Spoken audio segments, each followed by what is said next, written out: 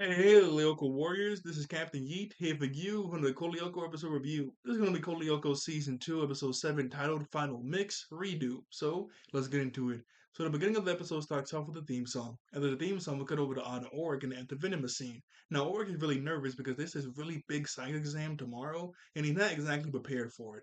He's trying to think of the equation to this one problem, and not Oric, Odd is trying to help him, but it's funny because Odd isn't really helping him too well because when Orc is trying to figure out the number to this equation, Odd is specifically saying the answer is a number based off the venomous scene numbers he's about to press. He goes zero. No, I mean 10. And he's like looking at the numbers. I'm like, that's not helping.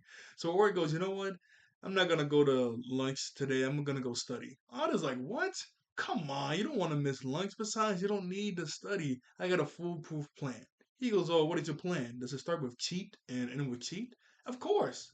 No, I'm just gonna go study. He doesn't really want to cheat. But what was also funny is Warwick already had a drink in his hand and he finished it and he crushed up the cup and he threw it at Odd and it bounced off his head, bounced off of Odd's cup and landed perfectly in the trash can. I mean, that's kind of impressive. I'm not gonna lie. It was also funny because Odd didn't even really react to this when it banged off everything and went in the trash can, especially since it banged off his cup. I mean, his head. Like he didn't even react to it. But Sissy, she runs over and she goes, "You have no idea what I'm about to tell you." And she's really excited to tell Oric his information. Now, at first, I thought it was a band coming to the school because Odd brings up this information about some band breaking up because of some drama. But she goes, "No, her father said that they're allowed to use the gymnasium." And basically, for the rest of this episode, it's going to be a bunch of these DJs from different schools, but specifically kid DJs from different schools, coming to their school to DJ in the gym. I was like, oh, okay. At first, I thought, like I said, I thought it was a band because Odd brought up this band drama that happened with this random band. So it was a band coming, but no, it was a bunch of DJs coming to the school. But Sissy was ecstatic. I mean, she was ecstatic to tell them this information. Look at her face. She is happy, boy. She was, you never guess what I just want to tell you. Like, she was happy to say whatever she was about to say. So obviously that's a really cool thing that her dad allowed them to use the gym to have this really big party. So then the very next scene, we cut over to the gym, in the gym, telling a bunch of kids to clean up the gym, pushing all the mats to the side, clearing out the gym so they can have this really big techno DJ party.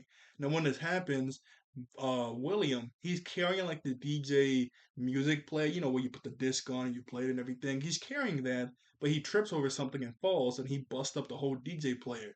Now Odd comes over, he's telling William how he's really excited for tonight, but I mean, hey, nothing's gonna happen because the DJ thing is all busted up. But he goes, hey, no problem. We have Jeremy. He can fix anything. We jump cut over to Odd asking Jeremy to fix it, and he says no. He has better things to do than to play techno music, whatever. I'm like, okay, I understand that, he's trying to work on the antivirus for Alita. That's really important. But you can't take like 20 or so minutes to help your boys out? I mean, like, what's the problem? Like, like, I understand he has better things to do, but, just helping your friends out really quickly. I don't see what the problem is, but he says he doesn't want to do it. Alita goes, hey, I'll do it. He goes, Alita, we're working on the antivirus. She goes, really? I mean, as you saw in the photo right there, she's just reading a book. She's not really helping out too much in the stage of the antivirus, so she can get up and help. So that's what she does. We cut over to her fixing up the techno thing. While she's doing that, I'll explaining to her exactly how it works, how you're supposed to play two different songs and try to mix them together to make a cool new beat. And William, he tests it out after she finishes it. He goes, hey, do you want to test it out? She starts to play some music, and they're like, wow, this goes kind of dummy. I'm not gonna lie, it went kind of dummy too. I mean, in this part of the episode and later on in the episode when she's playing the DJ booth, she does make some good music. I'm not saying it's like the craziest music you ever heard, but I thought it was pretty cool. I thought it sounded kind of nice. I might put it in my playlist. I might put it in my playlist if this was like an actual song on the soundtrack. Is it? I never thought about that. Actually, yeah, I'm gonna look that up later. This is like an actual song in the soundtrack. But yeah, she starts to play the music. They're like, "Wow, this is really good, Alita." And Jim comes into the gym, yelling at them to go to bed because it's like super late at night. And William gives her a card saying, "Hey, you can be one of the DJs that play tomorrow night because you're actually pretty good." And she's really ecstatic about it. So then we cut over to her telling Jeremy about this, and Jeremy says that he has better things to do than to go there and listen to some techno music, and she's also wasting her time doing this. I'm like, what? No, Jeremy. I remember there's an episode later on of one of my favorite episodes. It was the what was the episode name? It was like the sound. that soothes the beast where she's doing a little DJ thing. And this same sort of conversation comes up to where Jeremy's like, I have better things to do. I have to like fix this Lyoko stuff. And Lita's like, I'm living my life. I'm supposed to live like a human. What's the problem? Which I understand what Jeremy's trying to say. Yes, making the antivirus is top priority, but taking like 30 minutes to an hour out your day to go see the girl you like play some DJ music, that's not gonna like that's not gonna hurt anything. Come on, Jeremy. And she's asking you to go. Like he's being a little ridiculous here, and obviously Alita, she's really mad about that. Saying you're wasting your time doing this, something she has a lot of passion for. Like, come on, that's kind of jacked up to say. So Alita gets really mad and tells Jeremy that he's as stubborn as a fool and slams the door. Jeremy just says as stubborn as a mule, which I mean, yes, that is the quote, but that's not really the right time to correct her. So we cut over to the next day, and we see everybody in a really long line leading up to a classroom, leading up to Mrs. Hurst's classroom to take the exam. And obviously, Odd and Orc are really confused because usually you just walk inside the classroom. Why is there like a super long line? And Sissy says, well, it's G.I. Joe Jim. And Jim is specifically taking everybody's book bag, throwing it to the side, and allowing them to take one pen inside the classroom to take the test. Which is wild because usually they make us, well, at least in my schools, it was always pencils. You're not allowed to use pen on a test because, what if you mess up? What are you going to do? You can't use a pen on the test. And all of the odd, he's really nervous because he kept saying that he has it in the bag, alluding to whatever he's going to use to cheat is in his book bag. We just found out you're not allowed to take your book bag inside. So, yeah, this is bad. This is very, very bad for Odd. We go inside the classroom. Everybody's taking the test. We get a really quick montage of some seeing time pass by, seeing everybody write their tests and stuff and everything. But the funny part is, Odd, he doesn't write on his test. He makes a paper origami out of his test. And Sissy, she writes on her test, but she doesn't actually answer any questions. She's just writing, well, not writing, she's drawing a picture of a lady. Yeah, I mean, look, I know they probably are thinking we're going to fail the test anyway, but at least get a specific number. I mean, yeah, you're gonna fail, but at least get like a 20 or 30. Don't get a zero. You didn't answer anything. You're just gonna get a zero. At least do something. This was pretty bad. No, well, this is specifically a nice shot I wanted to show, but there's like another shot where he's making the paper origami and Sissy was just drawing a lady for no reason. Like, come on, you couldn't do anything else. That was pretty funny to me. I don't know why he did this. But the funniest part is after the test was done, we pan over to Jim and he's taking up all the tests to put into a locker so they can grade it later. And Jim takes Odd's paper origami. He goes, "Wow, Odd, this is one of your best yet. This is pretty nice." I'm like, "What? You can't get a grade on this? What are you hyping Odd up for?" That was so dope. The picture Sissy drew was actually kind of good. I'm not gonna lie, but it was actually kind of good. But yeah, you got definitely get a zero on that. I do want to bring up a funny story with paper origami. I remember, I think this was my late junior year or my senior year. I think it was my senior year. But my art class, they want to do this really big project for the school. I think a few ideas that we had was either making a really big painting for a wall, like a mural at our school, or something like they want to do a really big art project. Eventually, everybody landed on, well, everybody but me. I wasn't really rocking with this idea, but the whole classroom was agreeing on it, and just one person saying something not gonna really change anything. But the idea that they landed on was making paper origami birds. We were gonna make 1,000. Well, it was like 1,000 or 2,000 paper origami birds, and have them in like a really big bucket, or we're supposed to paint, not paint them, but paint them to different walls around the school. We're supposed to make around like 1,000 or 2,000 paper origami birds, and each week everybody in the classroom was supposed to make a certain amount. So I think like maybe after week one, everybody's to have at least 50 birds and to turn in. Then week two, everybody's to have like another 50. Like we're supposed to keep doing that until eventually we get like 1,000 or 2,000. And I was like having a horrible time. I'm not gonna lie. They showed me how to do it. I could fold the paper up to a certain point, but like the last 2 to 3 steps to make the neck and the wings, I just couldn't do it. I could make the diamond and everything, but like the last 2 to 3 steps, I just couldn't do it. I don't know what it was. I'll do those steps. It just would never come out right. Everybody would make these perfect birds. I just couldn't do it. I would make like garbage. I'm like, I don't know what I'm supposed to do after 2 weeks. I have like 50 diamonds. I don't have I don't have any birds. Eventually the teacher was like, you know what, Captain Yi, you can just make, like how many I forget how I think like maybe each person had to make like let's say like 200 or one, like 150 to 200.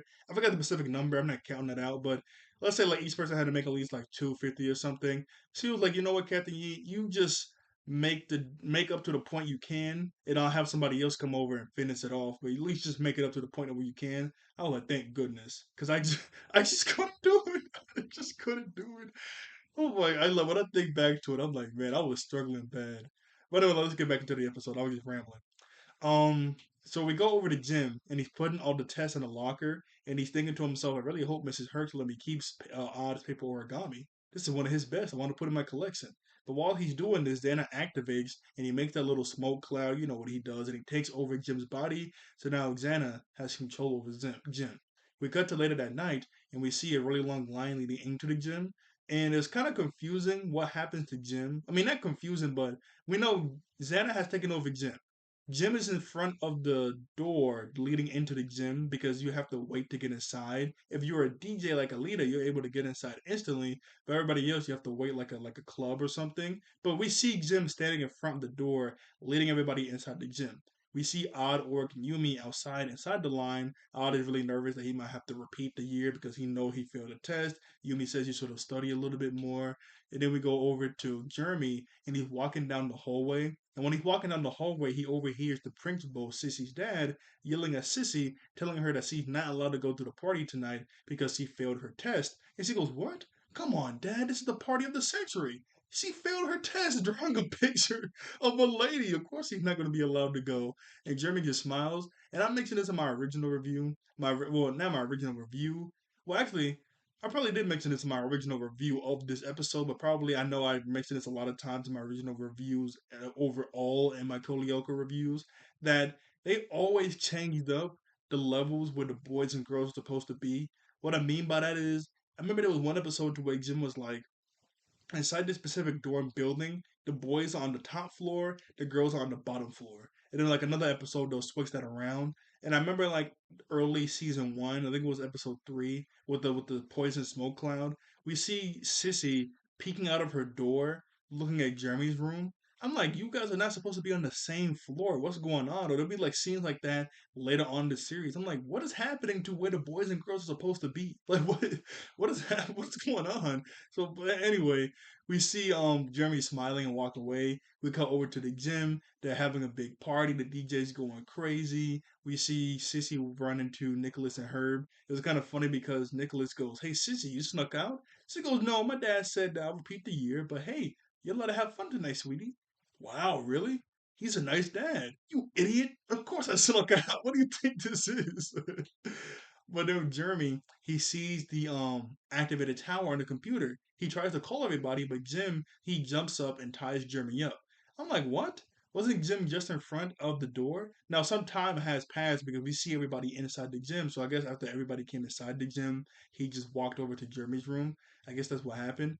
But he took over Jim during the daytime. So the activated tower should have been alerted. I don't know why it took so long for the activated tower to alert Jeremy at nighttime, even though Jim got activated during the daytime. You get what I'm saying? Like they need to really update this program. They really need to update this program because it's taking way too long to say if somebody got activated or not.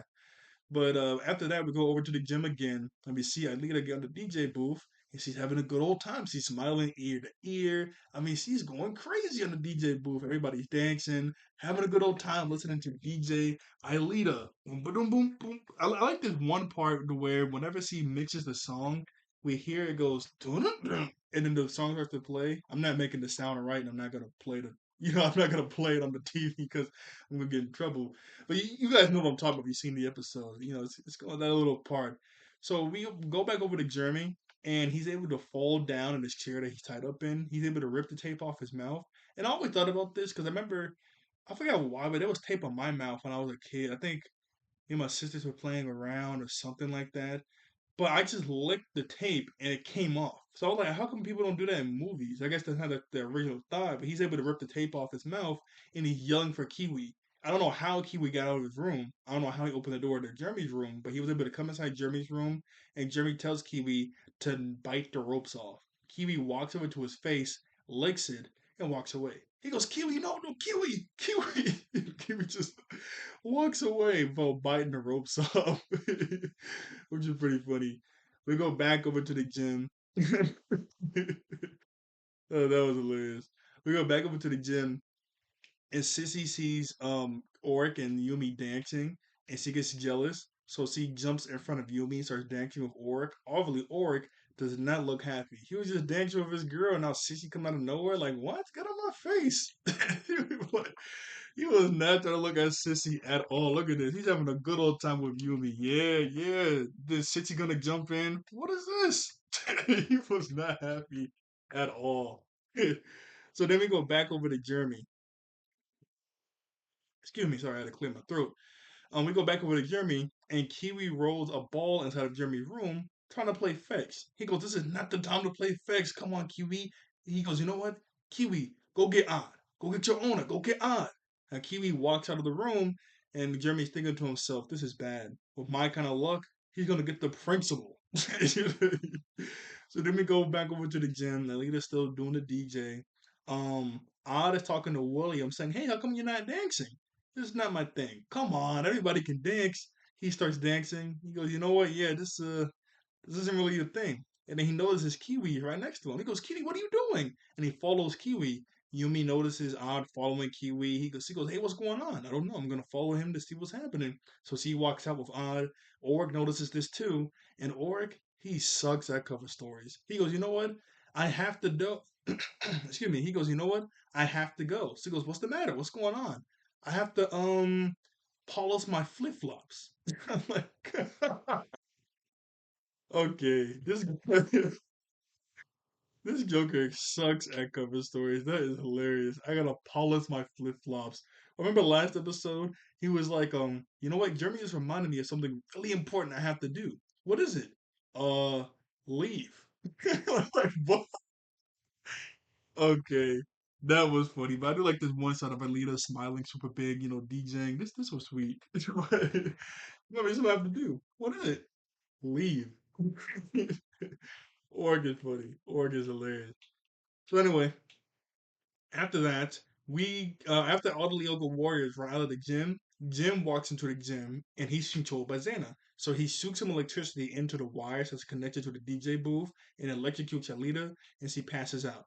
Then we go over to the Lyoko warriors untying Jeremy. He explains that Jim is being controlled by Xana. We have to go get Alita. We go back over to the gym. Jim is holding Alita, saying that, "Hey, all she did was faint. Everything is going to be okay. I'll take her to the infirmary." But we know he's taking her to the factory. So he gets up and runs over to the factory. Now, when this happens, the Lyoko Warriors run right past him. Now, Jim is on the stairs going down. The Lyoko Warriors are on the top floor. Not like a whole floor up, but they're like somewhat higher than Jim, running towards the gym. I'm like, you should have been able to see Jim, but I guess, you're running so fast, looking forward. I guess you didn't.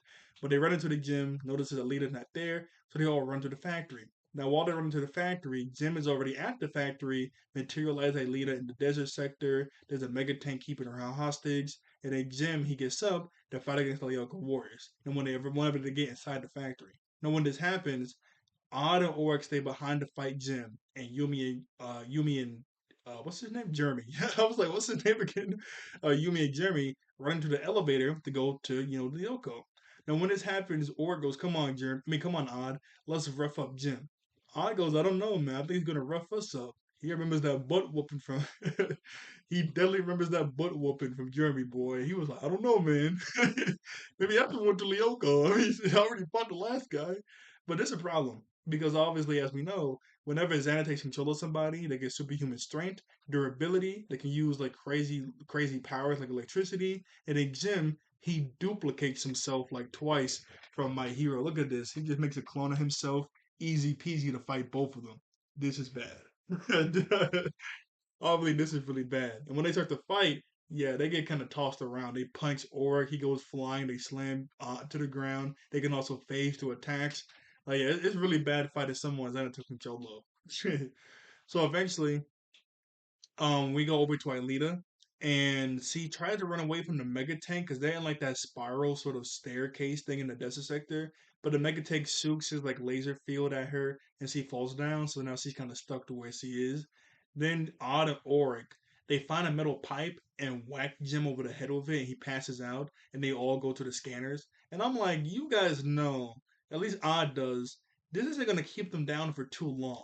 So you probably should at least leave one person there to fight against Jim, but they all go to the scanners. Now all the Loki, yeah, now all the local warriors are. You heard that?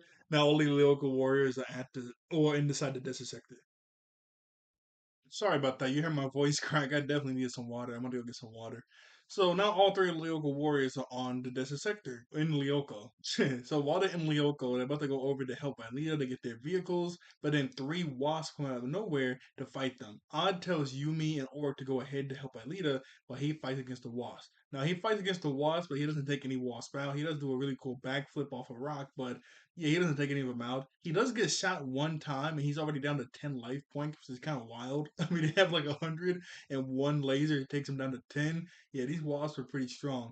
But anyway, after Odd falls down after the one shot, they fly over to where Alita is. Then we go back over to Yumi and Oric, and they're running. Well, not running, but they're on their vehicles driving over to where Alita is. The wasp ambush them. Oric tells Yumi to go ahead to help Alita while he takes care of the Hornets. Well, I keep calling them the Wasps and Hornets back and forth. I think it's Hornets, but I call them Wasps sometimes.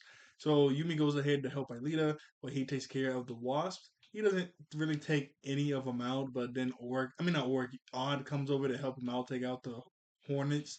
Then we go over to Alita, and the Skipperzoa comes out of a crack in the wall and tries to grab her. Now, when this happens, Yumi's able to get there, but there's a mega tank in her way. So Yumi jumps off a wall, throws her fan, and it actually does take out the Mega Tank, but the Mega Tank also takes her out. But she got shot like one time. Like these enemies are really strong now. I mean, the Mega Tank laser field is really strong, so I kind of understand it. But they take each other out with Yumi like hitting that, and then he hits her leg, and then it instantly gets devirtualized, which kind of sucks. But I mean, at least the Mega Tank's gone. But the Skipper Zoa comes over and grabs Alita and starts to take her memory. Then after that, we go over to Jim. He's able to get back up. He grabs Jeremy and throws him to the side and devirtualizes Odd. Now, when he devirtualizes Odd, Oric drives his overbike over to where Alita is. And I don't know what he was doing, but while Odd and while Odd and Oric were driving around, he takes out one wasp. So now there's two wasps with Oric down to where Alita is with the Skipperzoa. Now, when Oric goes over to Alita, he yells at Jeremy and asks him, "Hey, how many life points does Alita have? I mean, not life points. How much memory does he have left?" I'm like, Org, why does that matter? Hurry up and cut the Skipperzoa up. You know, whenever you cut the Skipperzoa up, she gets her memories back. It's not like she loses a ton of memory because she's been caught multiple times. So all her memories should have been taken by now. But no, so she doesn't lose it all when she's taken.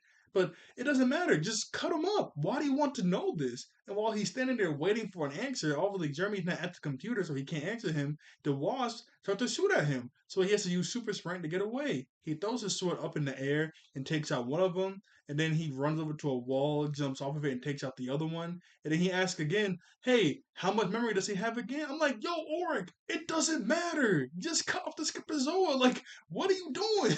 Like, this was so dumb. I'm like, I guess episode got an episode. 'Cause this is ridiculous. Here's a really cool scene where he takes out the Hornet and he just slices it up at midair. But eventually, Yumi, she comes out of the scanner room. When she comes out the scanner room, she grabs Jim and then not Oric, he grabs Jim. I mean she grabs Jim and Jeremy tells him, hurry up and save Alita. So that's what he does. He throws his sword, cuts up the Skipperzoa, and runs away. After he runs away, he grab I'm thinking he sort of just grabbed Alita and used super sprint. Maybe he can't do it while carrying someone. But him and Alita run over to the tower. She does CodeLyoko, deactivates the tower. Jim wakes up. He goes, "Huh? Where am I?" And they do Return to the Past. Now, obviously, doing Return to the Past is really bad since that does make Xana stronger. But Jim, I mean, he did just wake up inside of the factory. Can't really, trick Jim out of that, so you're gonna have to use Return to the Past, which sucks. But I mean, hey, that's what you have to do. There's no other way to make Jim forget what happened. So then we cut to the beginning of the episode, and it's revealed that Jeremy and Alita are going to study, well, not study, but tutor Odd on a test so he doesn't fail it. Sissy runs over telling them the great news from the beginning of the episode, and Odd tells her what the great news is before she can say it. She goes, "What? Odd, how did you know that?" "Oh, well, I went back in time and I already lived this day." She calls Odd crazy, and Odd goes, "Hey, Maybe you should come study with me, Jeremy, and Alita. They're gonna teach me. Me study? You're an idiot. They're like, yeah, if only she knew. If only she knew what's about to happen later today. But I do like this one shot. So obviously later tonight, Alita's gonna go to the DJ thing. She goes, Jeremy, you gonna come watch me? I promise I'm gonna come see you. End the episode. Really nice episode, really cute thing. Jeremy just being ridiculous. And with the end of this episode, it's officially been 1 week since I've not been showing myself on these episode reviews for anything. Because last week when I did episode 6, I said I wanted to not show my face anymore because that was my original plan when I started the YouTube channel. And I've just been thinking about that lately. So after that, the very next day, Thursday, with JJK, the last episode of that, ever since Thursday, every video I made, I just haven't been showing my face on my YouTube videos. How you guys like it? Is it good? I don't know. I think it's pretty good. Other than I saw my face, but you can still hear my voice and still saw my TV. I'm not gonna lie, it's a bit easier doing these reviews. I'm not gonna lie, or just regular videos with not showing my face because I can turn my camera a bit more easier. It does wiggle a bit more, so I have to fix that. I can turn my camera a bit easier. It's kind of funny because even though I'm not showing my face on these videos for like the past week, I still get dressed. Like I remember, I think when I did JJK, I brushed my teeth, I washed my face, everything. I got a t-shirt on, and then I sat down. I was like, wait a second. I'm not even gonna sit on my chair over here. I'm gonna so why not get dressed if I'm not gonna show my face? I thought about that. And I kept doing that too. I think that's kind of funny. I get so used to it getting dressed. The biggest problem is obviously, I have like almost 2K videos with my face in it, and I can use the YouTube blur to blur my face out on most videos. But the videos like my episode reviews for like Danny Phantom or Teen Titans or whatever, whenever I turn my camera to show my TV, the blur feature kind of messes up when I turn the camera back on me. Either it will glitch out and will go away off my face, or maybe it just wouldn't move at all. So that's kind of wonky. Custom blur works a little bit better, but it still kind of moves off my face when I move around too much or when I show my TV. So with those videos, I don't know what I'm gonna do because I could go back and use the blur on my face on most videos, but the episode reviews I can't really do it. And if I make the square really big across most of my screen to hide my face, the problem is when I turn my camera to show the TV, the blur is on the TV and it covers up the TV for whatever I'm showing, like a little action scene or a screenshot. So that kind of sucks too.